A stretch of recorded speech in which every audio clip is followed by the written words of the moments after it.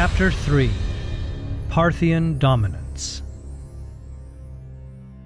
The opening of trade between Han China and Assassid Parthia in the waning years of the 2nd century before Common Era marks the beginning of the second period of Parthian history, with its end being marked in the second half of the 1st century Common Era as Parthia's economic control over the Silk Road trade and military dominance over Rome in the region ends. This section of the historiography, around the opening of the Silk Road between China and Parthia, is a woefully small part of modern historical works, but what little exists provides tantalizing ideas about the effects it may have had. Brosius puts forth the idea that burgeoning trade with China was perhaps one of the reasons why Mithridates II wanted to gain more control over the northwestern border of his empire, for in 97 before Common Era, he subjected Armenia, an independent kingdom, to Parthian rule. Armenia, at this point in the history of the Parthian Empire, was far outside their core regions within the Iranian plateau and southern Mesopotamia. That Mithridates conducted military operations with the intent to subject Armenia so far from his region of control suggests an additional motive.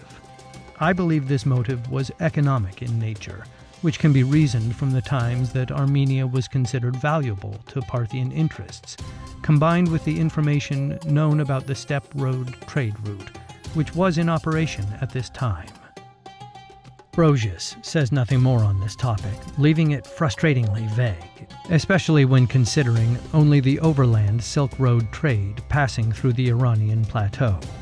Even during the high points of trade between Parthia and Rome, goods and coin did not flow through Armenia, but through cities in northern Mesopotamia and Syria like Palmyra.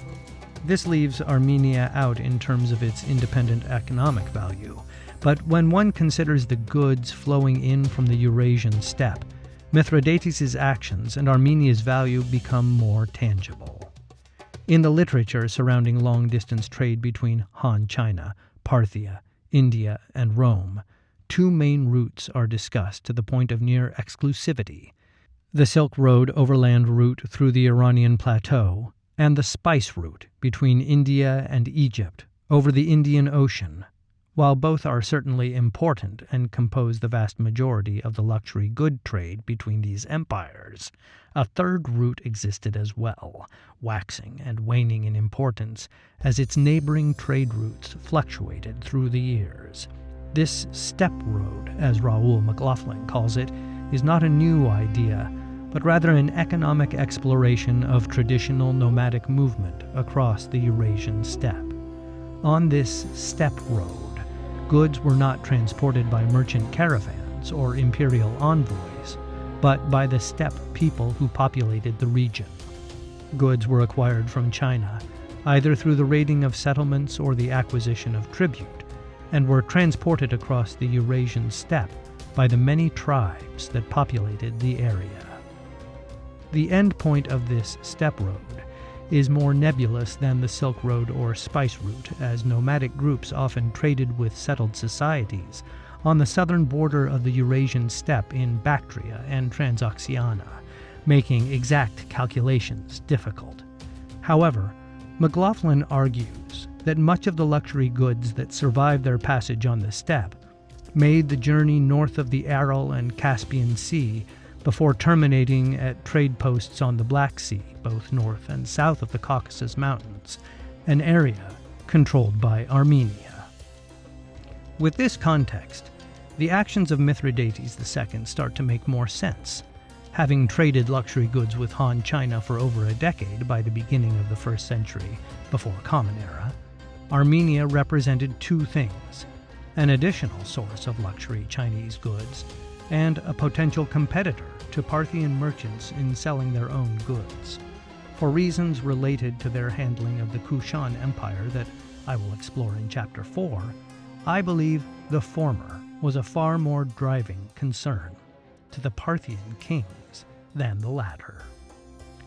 Whatever cause drove Mithridates II to subjugate Armenia, it was while meddling in their affairs that the Parthians first encountered the Roman Republic, represented by then proconsul Lucius Sulla, and made the first territorial agreement between the two powers, marking the Euphrates River as their territorial border. This agreement lasted for 3 decades, surviving 2 political crises involving the expansionist actions of the Romans, one in 69 before Common Era, with the commander Lucullus threatening to attack an Armenian city, and the other in 66 to 65 before Common Era, with Pompey looking to change the status quo.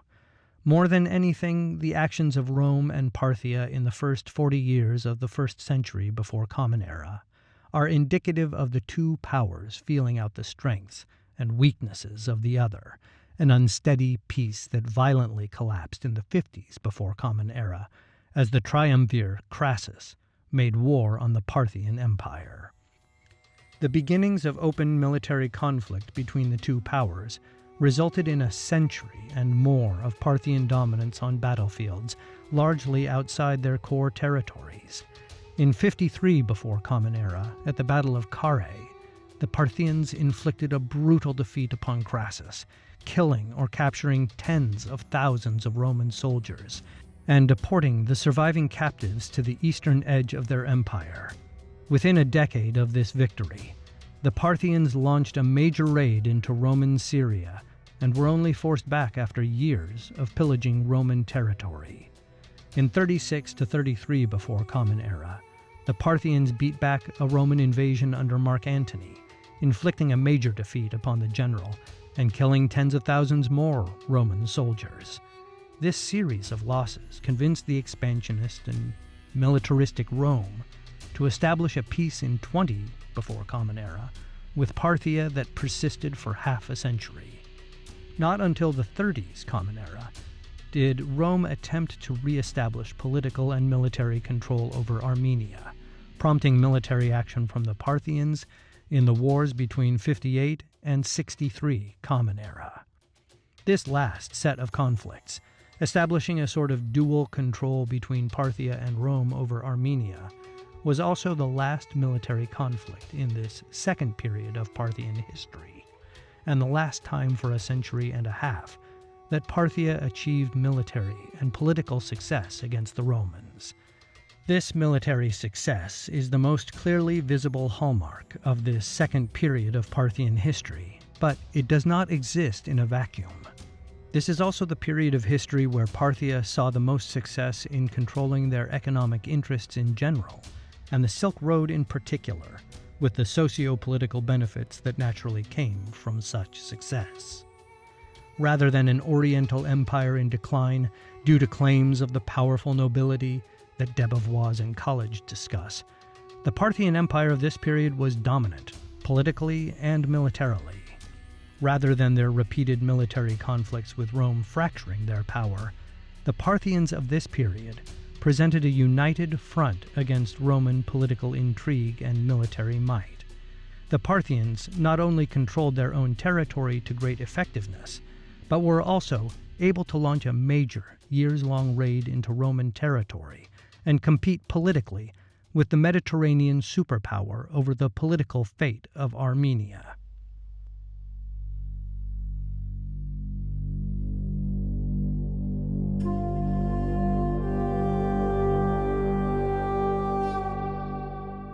The Silk Road of the Second Period. The economic control over the luxury goods trade, both on the Silk Road and the Steppe Road, allowed the Parthians such success in this period.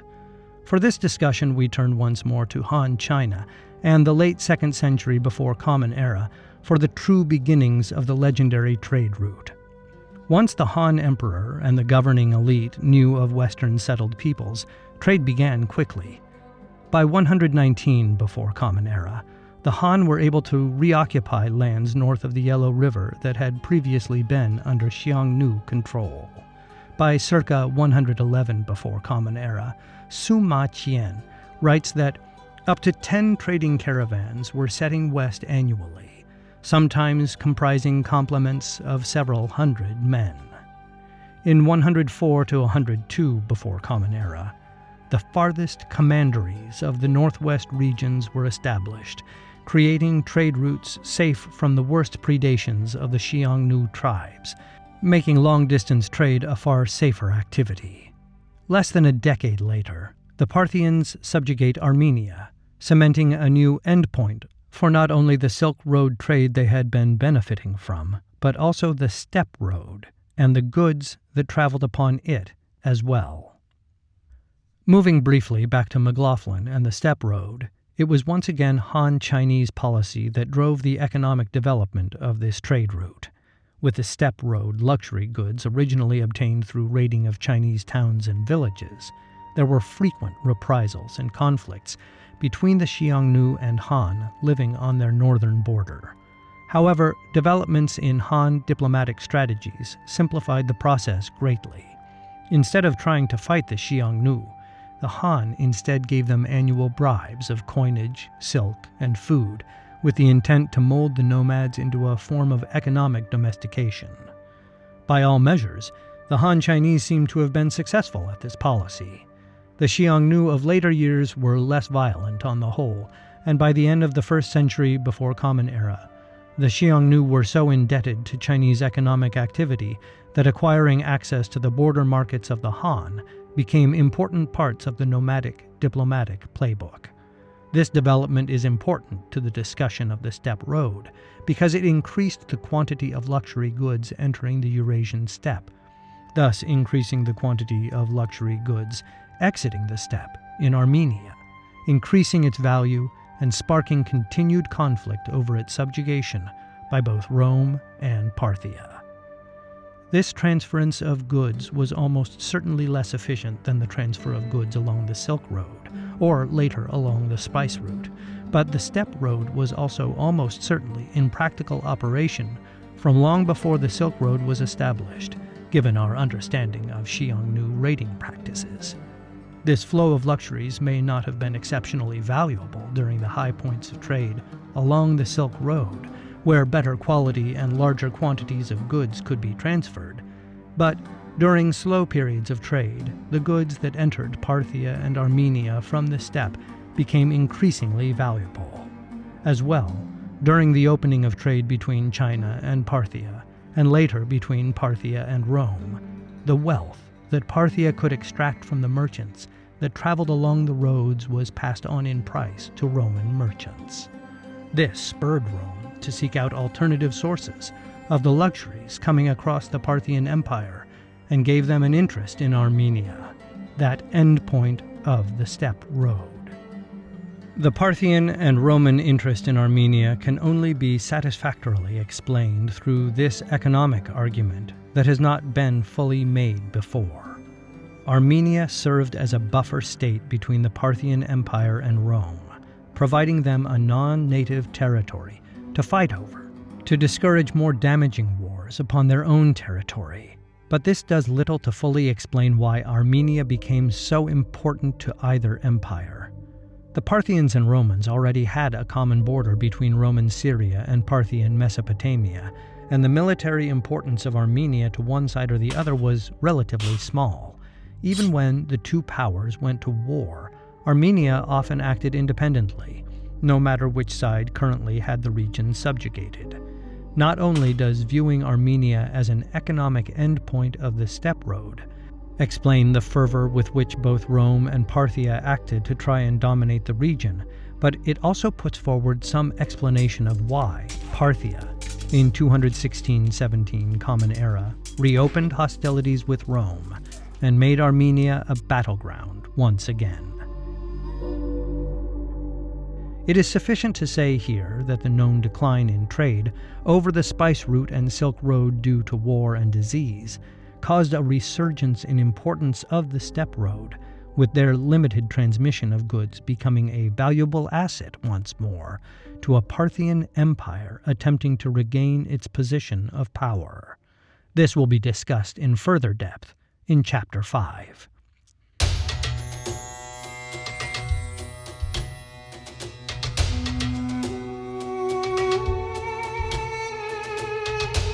The Silk Road trade that Parthia oversaw greatly enriched the rulers of the Iranian plateau and continued to do so even through the various wars that were fought between Parthia and Rome.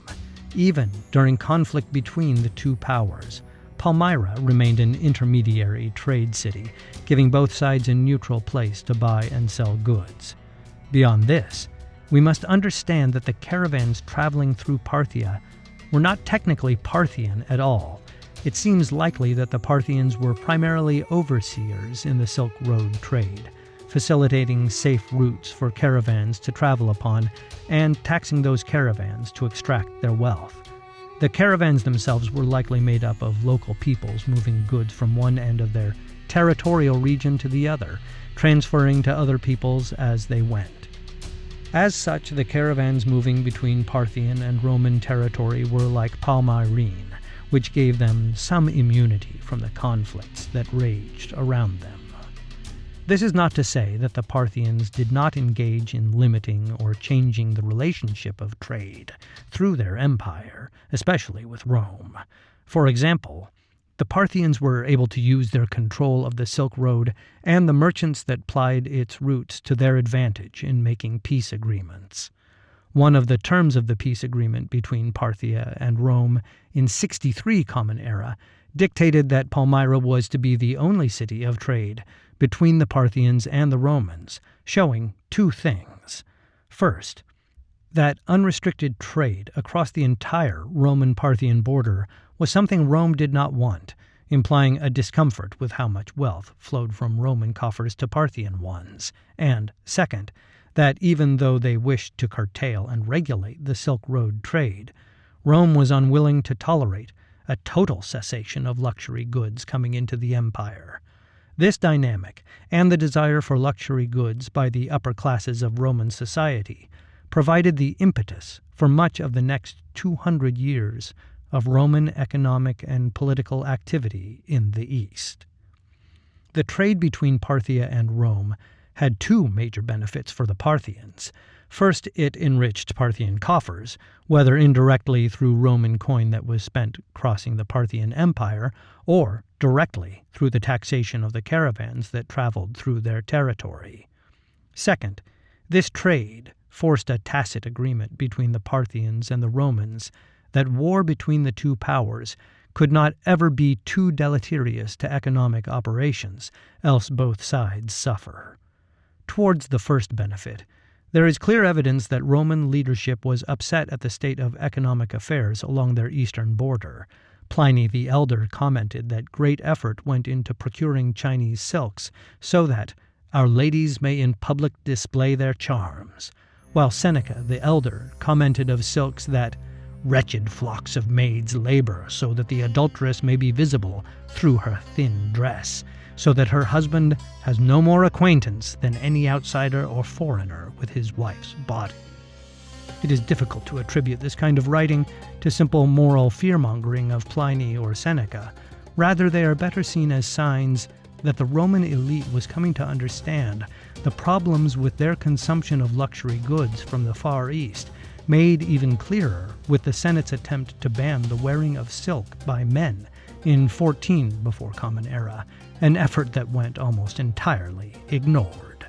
Even the members of the Senate were later berated by the Emperor Tiberius for their wearing of silks and use of perfumes and spices. These complaints are made in terms of concerns toward Roman morality, but it was economic distress over the unequal trade that drove such actions. In discussing this unequal trade, Pliny does give some hard numbers to explore. Pliny writes that Rome's trade with India and Arabia cost the empire 50 million sesterces a year, while their total trade with the Far East, including goods shipped from China through the Silk Road, came to a total cost of 100 million sesterces lost per year. Even if these numbers are inflated past the realm of reality, they provide good evidence of how prominent Romans thought the Silk Road and spice route trade affected them. Even if the trade wasn't truly draining Roman coffers of coin and goods, the fact that the Roman elite believed in the loss of wealth gives rationale for their attempts in the East to either dominate Parthia or circumvent it entirely. The domination of Parthia, as discussed above, was a greatly problematic issue for the Romans of this period. Crassus and Mark Antony learned firsthand what the Parthians could accomplish, fighting in their own territory, and the Parthian excursion into Syria showed them to be a dangerous force outside their homeland as well. Domination was a poor avenue to redress economic woes, and over time the Romans turned instead to circumvention, which, along with the rise of the Kushans in the east, spelled the end of this second period of Parthian history and marked the birth of their third period.